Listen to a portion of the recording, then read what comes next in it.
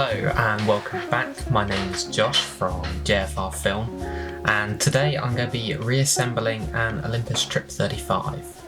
So as you can see here, I've completely dismantled it.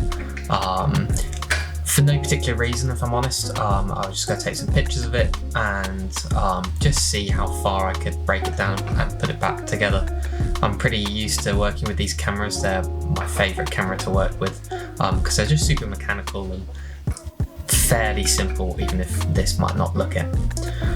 So you can see I'm starting off here just by reattaching the film door and putting the film take-up spool back in. So this camera is actually a dud. The selenium cells are gone, so without replacement this is just going to be parts.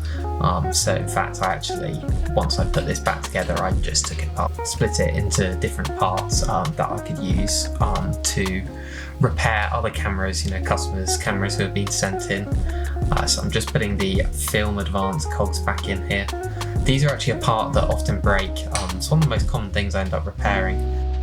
The plastic cogs snap and cause the mechanism to jam.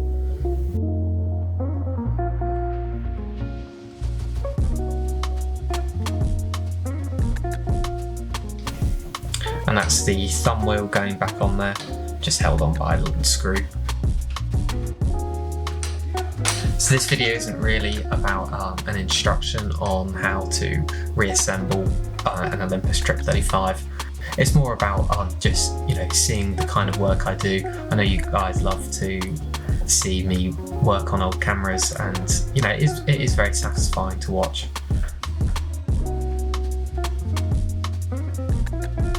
So just the screws going on here for the film counter, and then this is the main shutter unit going in.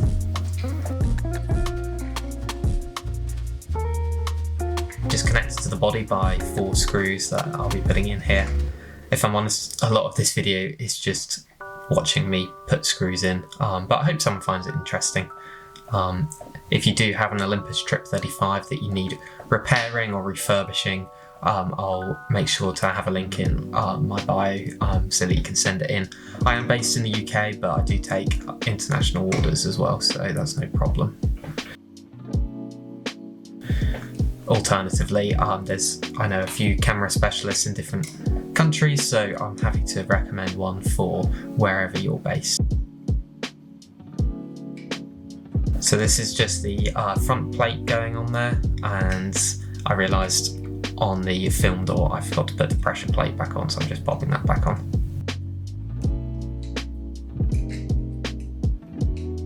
Okay, so these are the 2 shutter blades going on here. You can see, just making sure I get it the right way around and trying not to touch them too much with my fingers, because any grease on them could cause it to jam. And you'll see there I was just pressing the shutter button and the red flag was moving up and down. You'll see me do this throughout.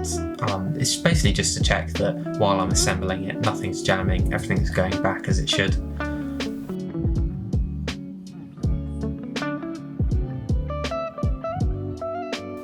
And this cover here just stops the shutter blades from popping off, and on top of that you'll see goes the first lens element, followed by the aperture blade assembly. This is one of the most common problem areas for these cameras, is if they don't get used, oil can make its way onto the aperture blades, can actually jam them shut, which requires you to open the camera up, free these aperture blades.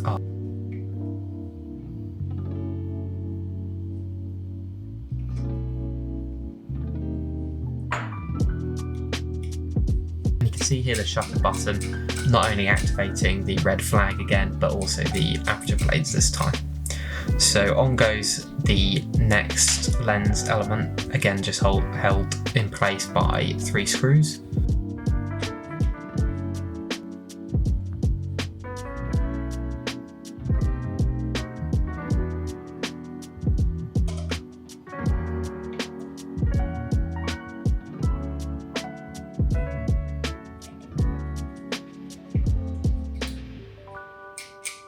Next up, I'm just popping the part of the film rewind back in, followed by the viewfinder, which is held in by 2 screws, one long one short one. Can be a little bit fiddly. You can see I've taken off the top cover of the viewfinder, which usually I replace simply because it gets quite grubby. So on any cameras that come in, the viewfinder will be cleaned and I will replace that part as well. So you can see here I'm starting to reassemble the lens. You might notice the video is slightly out of focus now. I did accidentally knock the focus and correct it later on in the video, so it's not the most clear for this bit, but stick with it because it does get better. I've actually just bought myself a new camera with the idea of making more YouTube videos, as I know I haven't produced one in probably 6 months now. So hopefully we'll get some more videos out, me shooting some film. If there's anything you particularly want to see, feel free to drop a comment down below.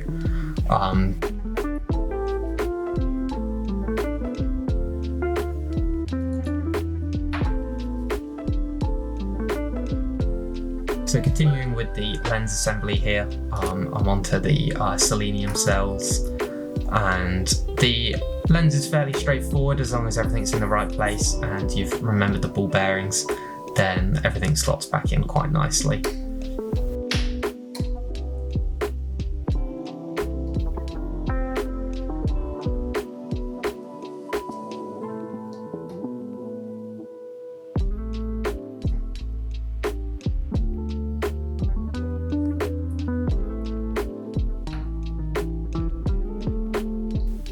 This will then go on top of the other lens element and will be screwed in by, yet again, 3 more screws. Olympus seems to like doing things in 3s. So that will go on, and that is most of the lens now reassembled. You can see a lot of the parts have gone now. Looks a fairly quick procedure. It probably takes me 20 minutes to get everything back in place. Possibly a little bit longer because if I'm repairing something as well, you usually have to find out the issue and then repair it. So here I'm just using a rubber lens tool just to grab the final lens element and attaching it to the front. It's important this is lined up. I make marks on the lens to make sure the focus is calibrated to how it originally was. So I'm just checking that here. And then this front lens bezel is actually more than just decoration. It actually grips onto the lens, and as you rotate it to focus, it moves the lens in the middle. These 3 screws I'm typing here is what just grips onto that lens element.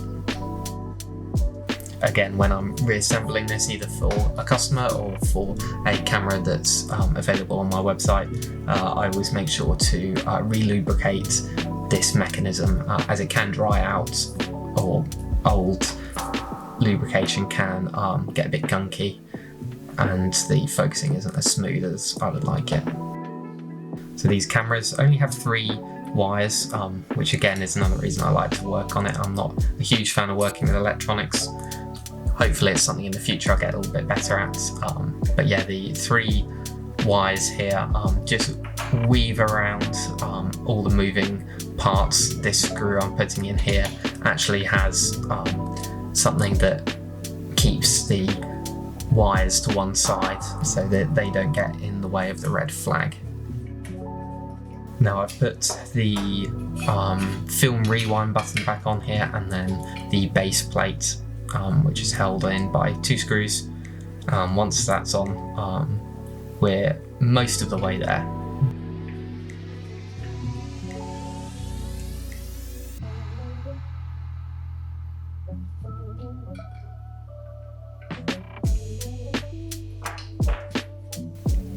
So I probably should have put the other half of the face plate back on before the base plate, but I forgot. It's fine to do it like this, but it is easier when the base plate is off. So I think I put that in earlier and then realised it would just go full out again, so it's just part of the rewind mechanism. So that's going back in, and then the shutter button. You'll see here I haven't resoldered the wires to the viewfinder or to the hot shoe, simply because it's not a working camera, it's going to be taken apart again.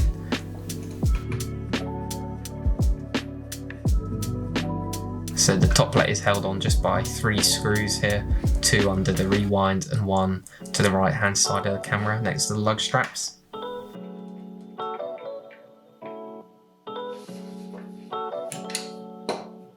Pretty much the last piece is the actual film rewind handle that just screws on there. You put a screwdriver in between the forks on the inside just to stop it moving, so you can do that last little tighten. And there we go, that's all finished. Next, I'm just putting the original leather back on. You have to take this off to fully dismantle the camera. Any cameras that come in that need work done will have a new leather finish put on, because these old leatherettes, they never seem to stick back on as well as they should. So, but for the point of this video, I'll just put the old ones back on. You'll see there are a few screws left over. This is intentional. I do have a selection of screws because it's very easy to lose them. So I always keep a few handy just in case one goes missing. Here I'm just loading it up with some film. I won't shoot the film, obviously as this camera's not working, but it's useful just to see everything's advancing properly. And you can see the film rewind button is moving. The film rewind handle is rotating on the left here. That just shows that the film is advancing properly. So always check for that if you're loading up your camera. See, I'm just going through the selections on the lens, the focus and the aperture and the ISO just to make sure everything's working. Here you'll see how the front bezel moves when the film is advanced.